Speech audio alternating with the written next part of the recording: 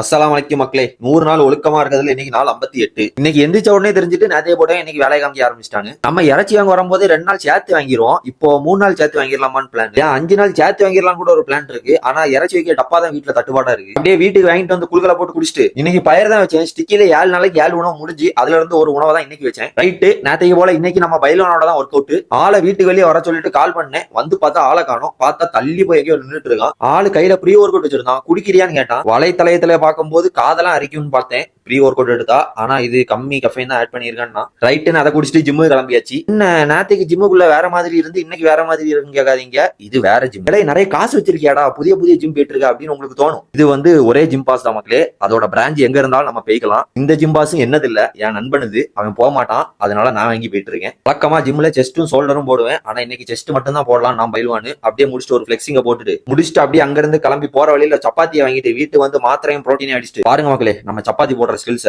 எப்படி மாசா. நான் எந்த அளவு ஒரு சோம்பேறினா முட்டையை 2 வாட்டி போட மடிச்சு அதை ஒரே தடவை போட்டு அதை பெர்ஃபெக்டா திருப்பி போடவும் பழகிட்டேன். நானே சோம்பேறி ப்ரோமேக்ஸ். என்னாலே முடியுதுன்னா உங்களால முடியாதா? அதனாலதான் சொல்றேன் ஒழுக்கம் முக்கிய மக்களே.